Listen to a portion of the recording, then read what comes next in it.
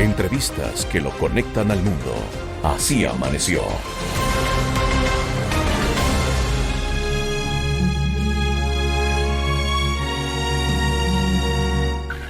Compañeros, como la señora está un poco débil, para no esforzarse demasiado que le puede hacer mal, guarden el más absoluto silencio mientras ella les dirige la palabra. Mis queridos descansados, es un día de muchas emociones para mí. Con toda mi alma deseo estar con ustedes y con Perón en este día glorioso de los descansados. Yo no podré faltar nunca a esa cita con mi pueblo. Don Ronald, sí sabe, mi papá fue becario de Perón, de Juan Domingo Perón, el presidente de Argentina, por creo que 2 o 3 ocasiones, ya le preguntaremos a nuestro invitado. Y yo desde pequeño escuché siempre las historias de mi papá, de cuando los estudiantes internacionales que fueron becados almorzaban o se encontraban con el señor Perón y con Evita en el palacio donde los invitaba. Desde ahí empezó mi interés por el tema de Evita Perón, de Eva Perón, y han pasado 70 años de su muerte. Y hasta el día de hoy se teje una nube de una adoración, mitos, una cantidad de cosas que creo que tienes que ser argentino para entenderlo. Para eso, el día de hoy nos contactamos con un periodista que cuando me envió su hoja de vida no sabía si leerla o recitarla, porque es tan larga. Lo único que le puedo decir es que ha sido tantas veces premiado, ha trabajado en tantos medios y ha sido galardonado como personalidad destacada de la cultura de la ciudad. Su último trabajo en donde se jubiló fue en Diario El Clarín en el 2017, pero hace pocos días, me imagino que por su conocimiento, El Clarín lo volvió a contactar para pedirle que haga un especial de Evita, que se titula de la siguiente manera: murió a las 8:25, pero no le comenten todavía. Las últimas horas de Evita Perón 70 años después. El periodista que hemos invitado a Argentina y que tenemos el honor de tenerlo en esta mesa es el señor Osvaldo Pepe. Osvaldo, ¿por qué Argentina ama tanto a Evita 70 años después? Bueno, un saludo para ti, Guillermo, también para María Mercedes Cuesta y Greta Córdoba, que creo que están acompañando ahí en la mesa, ¿no? Así es, sí. Y Ronald Córdoba. A toda la audiencia de Radio City, que sé que es muy numerosa. Bueno, yo te diría ante esa pregunta que así como hay misterios sobre su vida y algunos misterios sobre su muerte, es un misterio la vigencia de Eva Perón y sobre todo la sublimación que ha hecho la sociedad argentina acerca de su figura, en cuanto a que ese odio intenso y feroz del pasado se va diluyendo cada vez más, ya son 3 generaciones, y que Evita desde hace más de una década ya, tal vez más, 2, 3 décadas, empieza a ser vista de otra manera, como una mujer que defendió e impulsó los derechos de la mujer desde el voto femenino hasta otras conquistas, y que con sus defectos, que los tuvo, marcó en apenas 7 años de vida pública, y a los 33 años de vida, que fue cuando la terminó de devorar el cáncer de cuello de útero que padeció muy joven, dejó señales imborrables en la sociedad argentina que ahora, entre la ficción y la realidad, porque no todo lo que se dice de Eva es cierto, ni no todo lo que creemos quienes escribimos sobre Eva que es cierto, hay constatación certera sobre eso. Eva navega permanentemente, así como en el pasado navegó entre el hada buena y la villana envilecida y odiada, según se fuera, estoy hablando del tiempo en que Eva vivió, ¿verdad? Peronista o antiperonista. Hoy está esa ambivalencia sobre cuánto hay de cierto en la vida de Eva y cuánto hay de leyenda, de mito, hasta de magia, ¿no? Porque Eva ha sido hasta parte de un musical absolutamente apócrifo de Broadway, maravilloso, de Andrew Lloyd Webber, la música, las letras, aquello de No llores por mi Argentina, estremece todavía escucharlo, pero la historia era apócrifa. Nunca se vio Eva con el Che Guevara, por ejemplo. ¿Y cómo hace uno para explicarle a generaciones que de chico vieron ese musical que alguna vez el día de mañana no digan sí, porque Evita se conoció con Perón? Así que hay una frontera delicada allí con el tema de Eva, pero se sabe mucho, por supuesto que se sabe mucho, ¿no? Osvaldo, ayer terminé de ver la serie, que me imagino que tampoco debe ser exacta, la nueva serie de Star Plus. Sí. Pero en algún momento noté que al final de la carrera, antes de que se supiera que tenía cáncer uterino, sentí como que Perón y su gente le empezaron a tener celos a Evita.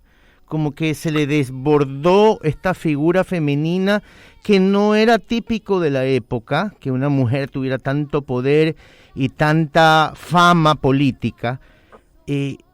¿Usted ha sentido lo mismo, ha leído lo mismo, o la serie es la que nos da a entender esto? No, a ver, la serie está basada en Santa Evita. En Santa Evita, la novela de Tomás Eloy Martínez. Correcto. Un talento sin par de las letras latinoamericanas. Uno de los grandes talentos de las letras latinoamericanas.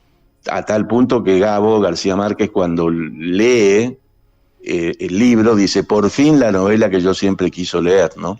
Uh-huh. Y a tal punto que el hijo de Gabo, Rodrigo García, es el director de la serie de que se emite por Star Plus. Uh-huh.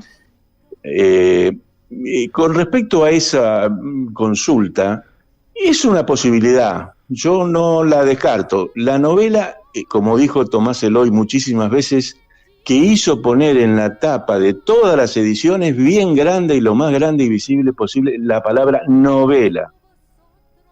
Pero está basada en hechos de la realidad, pero librada después a la imaginación del autor.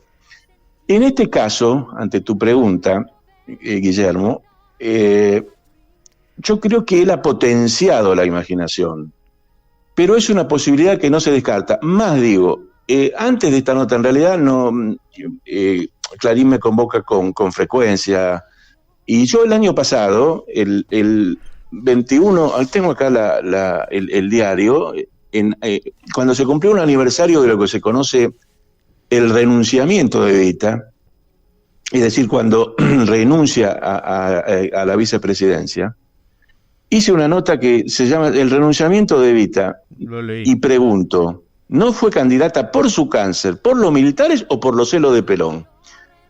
Yo mismo planteo esa posibilidad, y es una posibilidad que existió. Yo creo que la más débil de todas las posibilidades, que hay ahí una combinación del renunciamiento de Evita entre la presión militar enorme del generalato machista y prejuicioso de aquella época, que no quería que el poder tuviera polleras, esto es textual de algunos de los hombres que rodeaban a Perón.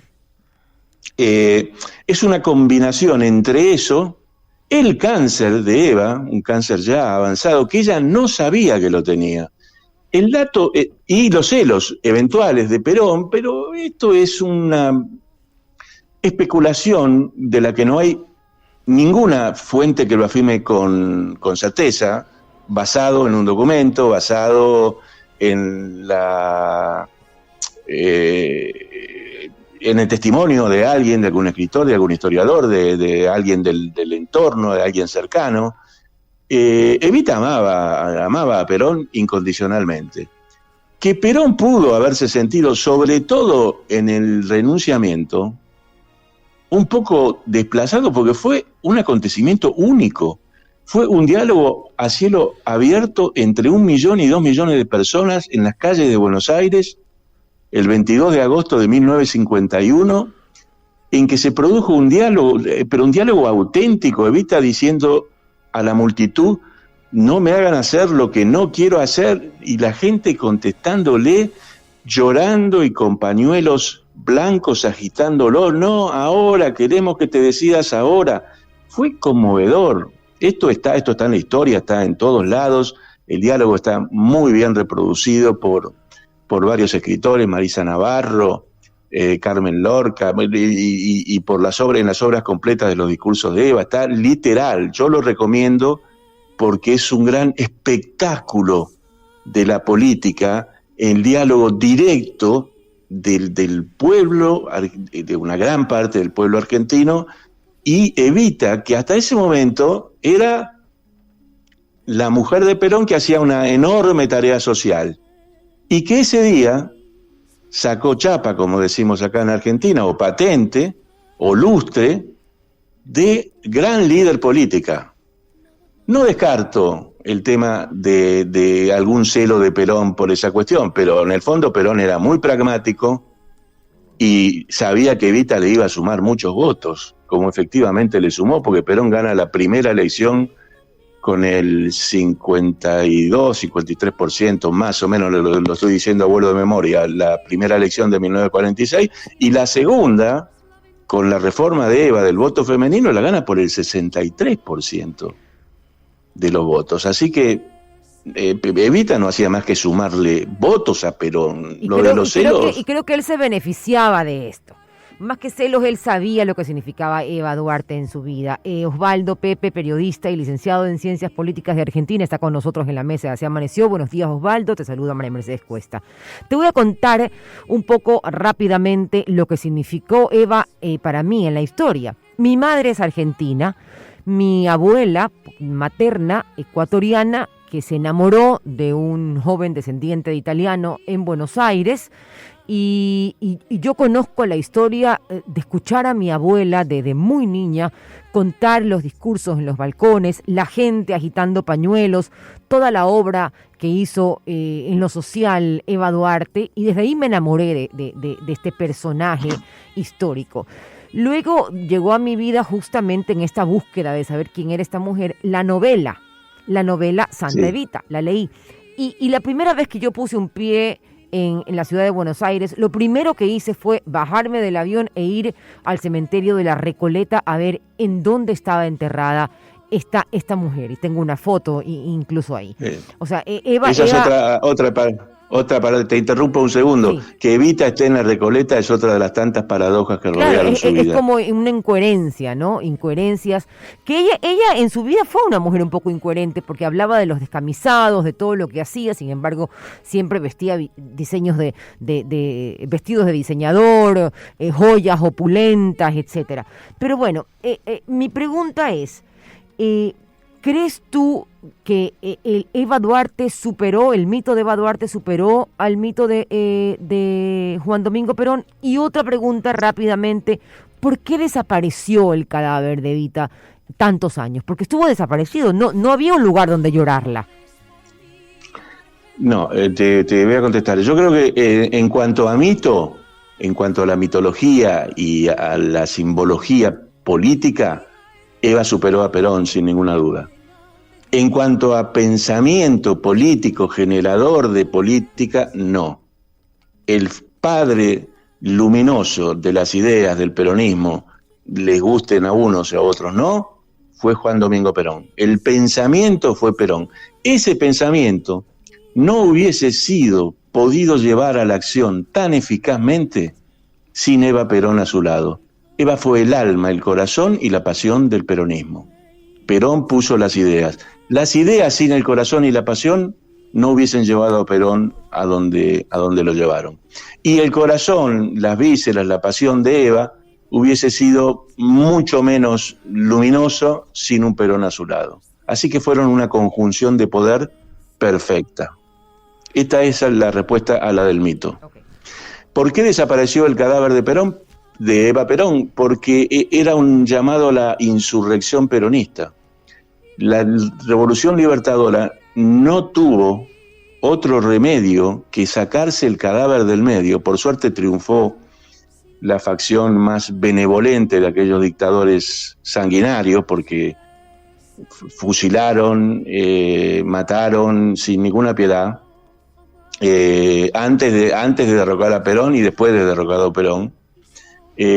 No tenían otra salida que desprenderse de ese cuerpo, porque se había transformado en un potencial llamado a la rebeldía peronista. De hecho, nace la resistencia peronista con la búsqueda del cadáver de Eva Perón, que tuvo un largo traslado.